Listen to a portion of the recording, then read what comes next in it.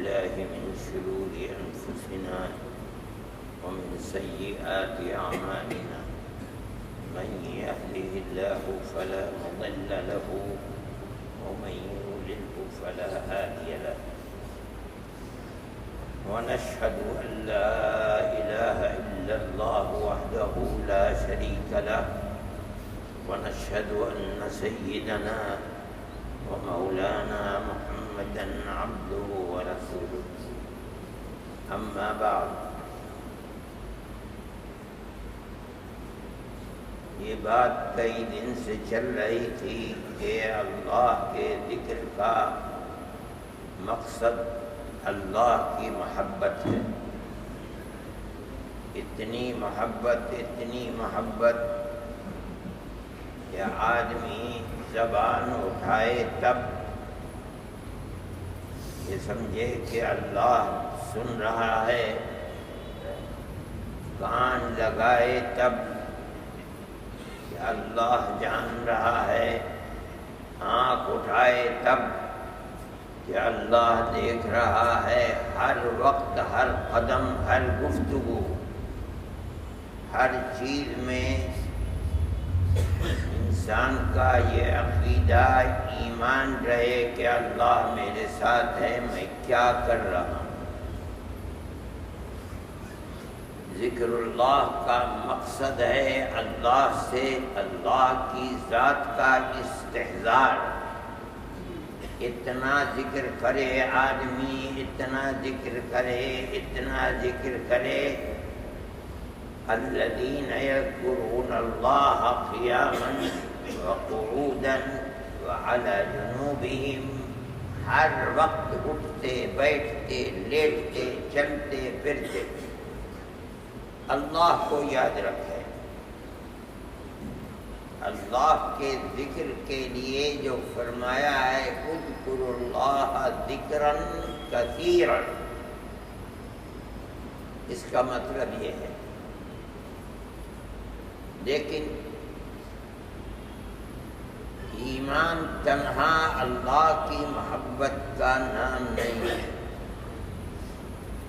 ایمان نام ہے اللہ کی محبت کے ساتھ اللہ کے نبی سید الانبیاء والمرسلین حضرت محمد صلی اللہ علیہ وسلم سے بھی محبت.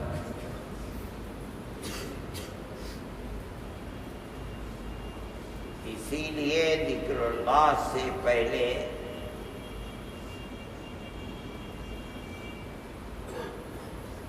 نبی کریم علیہ السلام کی ذات والا صفات کے لیے پڑھ کر ثواب کا پہنچانا یہ ذکر کرنے کا طریقہ ہے. ذکر کے تھوڑی دیر کے بعد 10-15 دفعے ذکر کرنے کے بعد نبی کریم علیہ السلام پر صلاۃ و سلام پہنچانا یہ طریقہ ہے. صرف اللہ کی محبت اور رسول اللہ کی محبت کا نہ ہونا یہ کمال ایمانی سے دور کرنے والی تھی. محبت کیسی ہونی چاہیے، کس طرح کی محبت ہونی چاہیے؟ جیسی صحابہ کرام رضوان اللہ علیہم اجمعین کو نبی کریم علیہ السلام سے تھی، اس کی کوشش کرنی چاہیے کہ آپ سے ایسی محبت نام کی نہ ہو کہ ہم دعویٰ کریں محبت کا لیکن ہماری سیرت اللہ کے نبی جیسی سیرت نہ ہو، ہماری صورت اللہ کے نبی جیسی صورت نہ ہو، ہمارا رہن سہن اللہ کے نبی جیسا رہن سہن نہ ہو. یہ محبت نہیں ہے، یہ تو نام کی محبت ہے. ہم دعویٰ کرتے ہیں کہ ہمیں محبت ہے رسول اللہ سے، اسی لیے تو ہم ایمان رکھتے ہیں لا الہ الا اللہ محمد رسول اللہ، لیکن ہماری زندگی آپ کے اسوہ حسنہ، آپ کے طریقے کی نہ ہو، آپ کے احکام کی ہم پابندی نہ کرتے ہوں، ہماری سیرت آپ کی سیرت جیسی نہ ہو، ہم اپنی صورت آپ جیسی صورت بنانا پسند نہ کرتے ہوں، تو اس کا مطلب یہ ہے کہ دعوی محبت صحیح نہیں ہے۔ دعوی محبت یہ ہے کہ ہم دنیا کے مقابلے میں رسول اللہ صلی اللہ علیہ وسلم کے ہر کردار، ہر حکم، ہر طریقہ کار، رہن سہن، اوڑھنا پہننا، ہم معلومات کر کے چھان بین کر کے رسول اللہ صلی اللہ علیہ وسلم جیسا بنائیں، یہ ہے محبت۔ دنیا کی کوئی حیثیت اس کے مقابلے میں نہ ہو۔ حدیث میں آتا ہے کہ ایک صحابی کو معلوم نہیں تھا، انہوں نے ہاتھ میں انگوٹھی سونے کی پہن رکھی تھی۔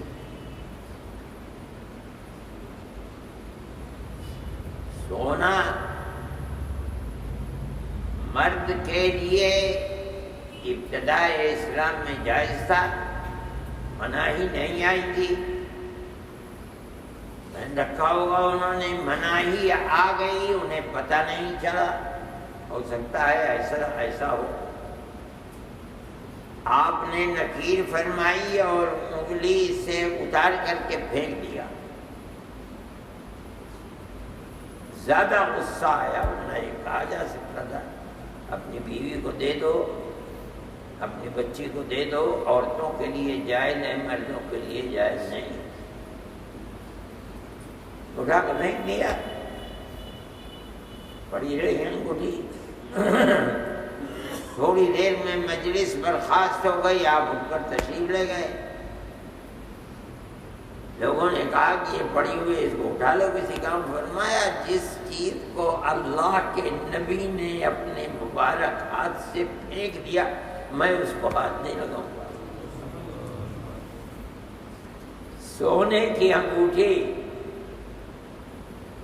اور پھینک دیا۔ یہ محبت ہے، عقیدت ہے رسول اللہ صلی اللہ علیہ وسلم، یعنی دنیا کی محبت اس کے مقابلے میں کچھ نہیں۔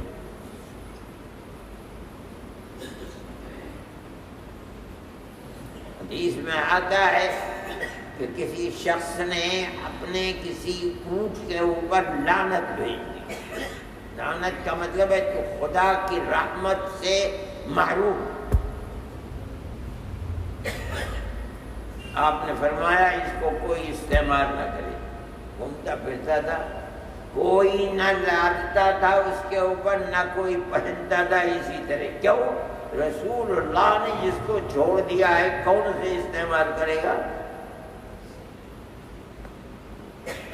ان کی محبت کا کردار بڑا عجیب و غریب تھا۔ صحابہ جیسی محبت اپنے اندر پیدا کرنا مومن کا یہ کمال ہے۔ آج جو مصیبتوں کے پہاڑ ٹوٹ رہے ہیں، ہمارا کردار وہ نہیں ہے، اور ہر آدمی دیکھے اپنے کردار کو۔ یہ تو کھلی ہوئی کتاب ہے، اپنی زندگی پر نظر ڈالے، کتنی طلب ہے رسول اللہ صلی اللہ علیہ وسلم کی صورت اور سیرت اور آپ کے کردار کو اپنانے کی۔ مومن کے اندر خود وہ فیصلہ کر لے گا۔ آپ مکہ معظمہ کی طرف سے حنین و اوطاس سے واپس آ رہے تھے مدینہ منورہ. کہیں پانی ہوگا، جہاں پانی ہوتا تھا بارشی کا پانی ہوتا تھا، کوئی آج کی طرح نل دوڑے ہی لگے ہوئے تھے. اس کے ارد گرد 10 20 25 50 گھر بنے رہتے تھے، لوگ رہتے تھے، اپنی زندگی گزارتے تھے. آپ نے دیکھا کہ یہاں لوگ رہتے ہیں. آپ نے نماز کا وقت تھا، پڑھاؤ ڈالا اور فرمایا اذان دو، نماز پڑھیں پھر آگے بڑھ جائیں. بچے کھیل رہے تھے، آبادی تھی تو بچے بھی تھے. حضرت بلال رضی اللہ تعالیٰ عنہ نے فرمایا اذان دو. حضرت بلال نے اذان دی. تو بچوں کی عادت ہوتی ہے وہ نقل اتارتے ہیں، انہوں نے نقل اتارنی شروع کر دی. جب اذان ہو گئی تو آپ نے فرمایا پکڑ کے لاؤ. اب بچے بھاگ گئے. تقدیر ابو محذورہ رضی اللہ تعالی عنہ ایک صحابی ہیں، ان کی تقدیر کا ستارہ اوج کے اوپر تھا، وہ پکڑے گئے.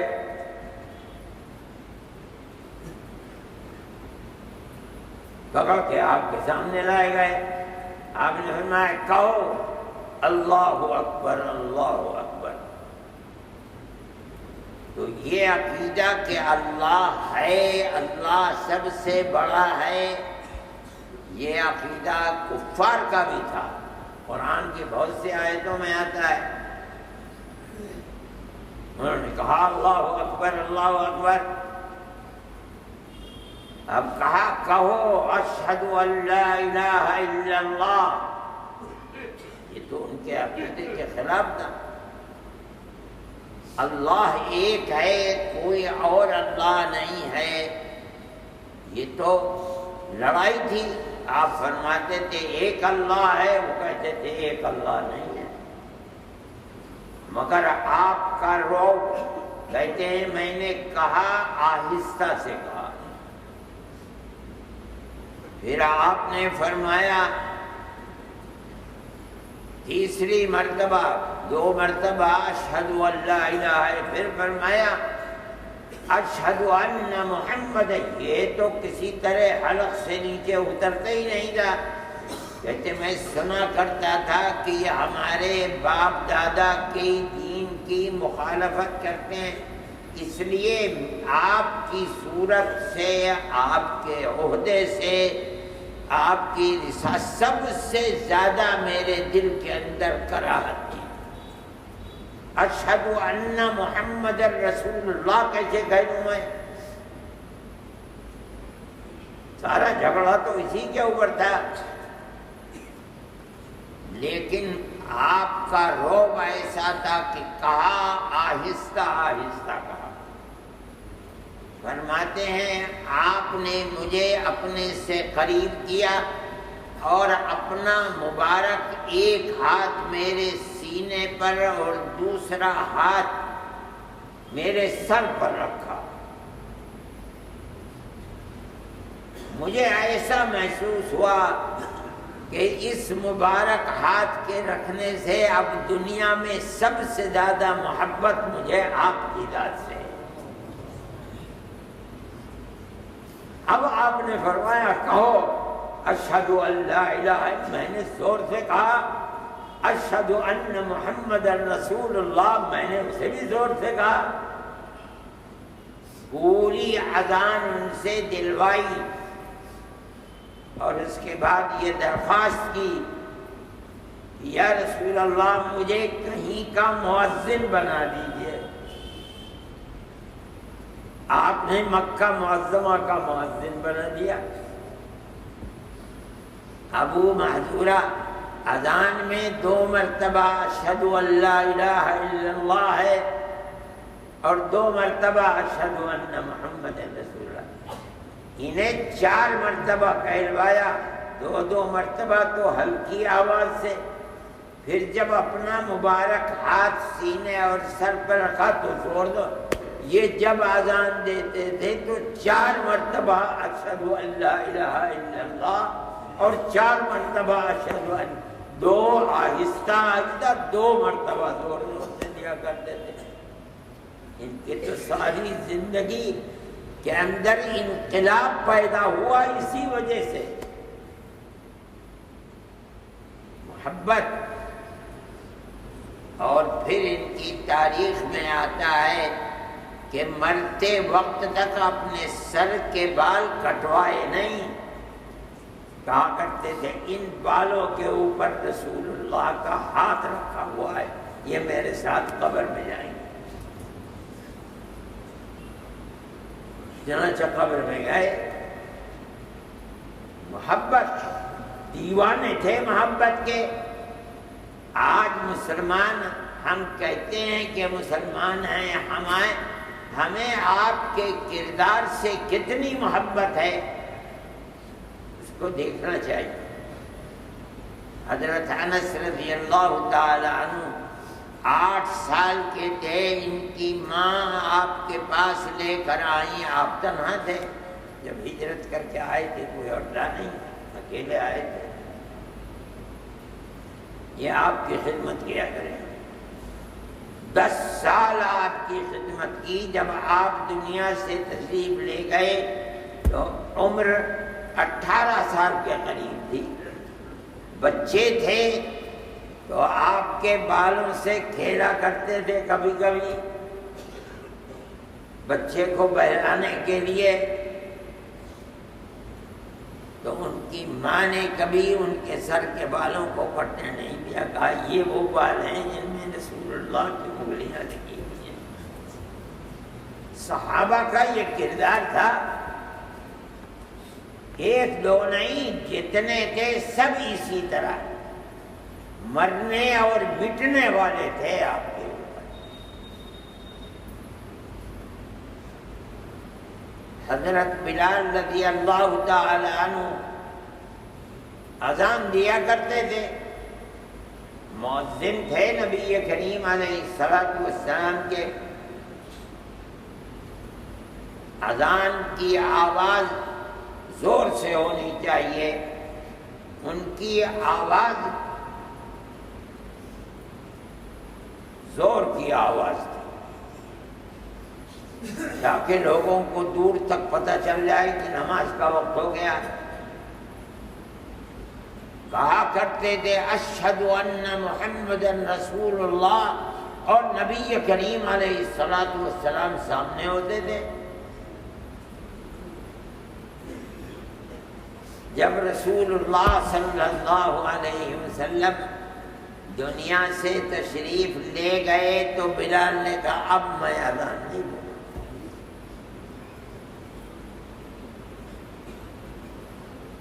میں کہا کرتا تھا اشہد ان محمدن رسول اللہ، اور نبی کریم علیہ الصلوۃ والسلام میرے سامنے ہوتے تھے۔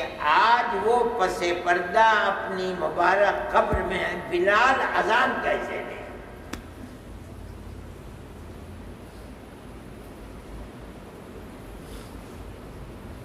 چھوڑ کر مدینہ منورہ کو شام چلے گئے کہ مجھ سے اب مدینے میں رہا نہیں جاتا، اب میں جا رہا ہوں شام۔ وہاں خواب میں دیکھا کہ نبی کریم علیہ الصلوۃ والسلام تشریف لائے ہیں اور فرما رہے ہیں ما هذه الجفوة یا بلال اما آن لك ان تزورنا، یہ کیا ظلم ہے بلال، چھوڑ کر کے چلے آئے؟ یا تو بغیر ہمیں دیکھے چین نہیں ملتا تھا، اور یا اس طرح چلے آئے کہ کتنی دور، سینکڑوں میل کا، کلومیٹر کا فاصلہ، کیا ابھی وہ وقت نہیں آیا کہ ہم سے ملاقات کے لیے آؤ؟ بلال تو دیوانے ہو گئے، آپ کو خواب میں دیکھ کر بلال دیوانوں کی طرح بھاگے وہاں سے، اور مدینہ منورہ کے لوگوں نے بلال کو دیکھا تو ہر آدمی جا بلال مؤذن رسول اللہ، اللہ کے نبی کے مؤذن بلال آ گئے۔ لوگوں نے کہا کہ اذان دیں، بلال نے کہا میں اذان نہیں دوں گا۔ بہت لوگوں نے اصرار کیا مگر بلال نے اذان نہیں دی، تو لوگوں نے جو آپ کے صاحبزادے ہیں، دونوں کے دونوں نواسے حسن اور حسین رضی اللہ تعالی عنہما سے کہا کہ تم کہو تب بلال اذان دیں گے۔ تو ان کے کہنے پر بلال مجبور ہو گئے، اب بلال نے اذان دی۔ تو لکھنے والے لکھتے ہیں کہ اہل مدینہ کا ایسا حال تھا کہ عورتیں اپنا گریبان چاک کرتے ہوئے دیوانوں کی طرح گھروں سے باہر نکل آئیں۔ وہ زمانہ جو نبی کریم علیہ الصلوۃ والسلام کا تھا، وہ زمانہ یاد آیا۔ لکھتے ہیں کہ یہ سمجھی کہ قیامت آ گئی اور دوبارہ آپ اٹھ کھڑے ہوئے۔ جب بلال اشہد ان محمد رسول اللہ پر پہنچے تو بے ہوش ہو کے گر گئے۔ محبت تھی ایسی، دیوانگی۔ ہم یہ سمجھتے ہیں کہ 1400 سال ہو گئے انہوں نے جس ذات والا صفات کو اپنی آنکھوں سے دیکھا تھا، وہ محبت ہمارے اندر کیسے پیدا ہو سکتی ہے؟ لیکن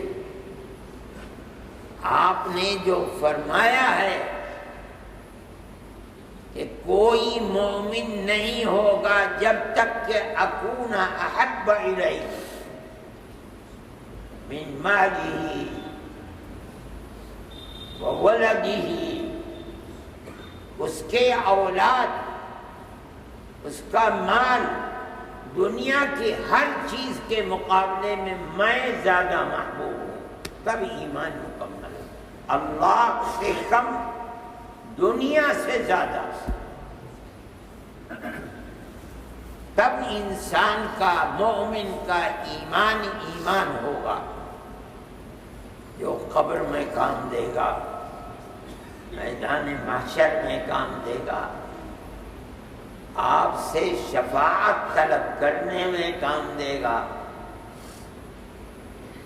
یہاں نامہ اعمال تقسیم ہو رہے ہوں گے، ترازو میں وزن تل رہے ہوں گے، وہاں کام دے گا۔ جو پل ہے، پل صراط کہتے ہیں اردو والے، وہ صراط جو جہنم کے اوپر سے بنا ہے اور ہر مومن کو اسے پار کرنا ہے، وہاں کام دے گا۔ اور جب جنت کے دروازے کو آپ کھٹکھٹائیں گے اور وہ کھولا جائے گا تب کام دے گا۔ محبت نبی کریم علیہ الصلوۃ والسلام کی، اور مطلب اس کا یہ ہے کہ اپنی صورت، اپنی سیرت، اپنا رہن سہن، اپنا کردار، اپنے معاملات وہ ہونے چاہیے جو آقا انعامدار حضرت محمد صلی اللہ علیہ وسلم تھے۔ اور اگر کبھی غلطی ہو جائے تو استغفار کرنا چاہیے اور اللہ سے دعا مانگنی چاہیے کہ وہ آپ کے صورت اور سیرت اور کردار کو اپنانے میں پختگی عطا فرمائے۔ یہ مطلب ہے کہ اللہ کی محبت کے بعد محبت حضرت محمد صلی اللہ علیہ وسلم سے ہونی چاہیے اور ضرور ہونی چاہیے، بغیر اس کے فرمایا گیا ہے کہ تم میں سے کوئی مومن نہیں ہوگا، یعنی مومن کامل نہیں۔ اللہ ہم سب کو اپنی محبت بھی عطا فرمائے اور اپنے محبوب حضرت محمد صلی اللہ علیہ وسلم کی محبت بھی عطا فرمائے، حسن خاتمہ عطا فرمائے ہمیں، اور میدان محشر میں آپ کی شفاعت میسر فرمائے۔ وآخر دعوانا ان الحمد للہ رب العالمین۔ Thanks for watching. Don't forget to like, comment, share and subscribe to Al Wahid channel.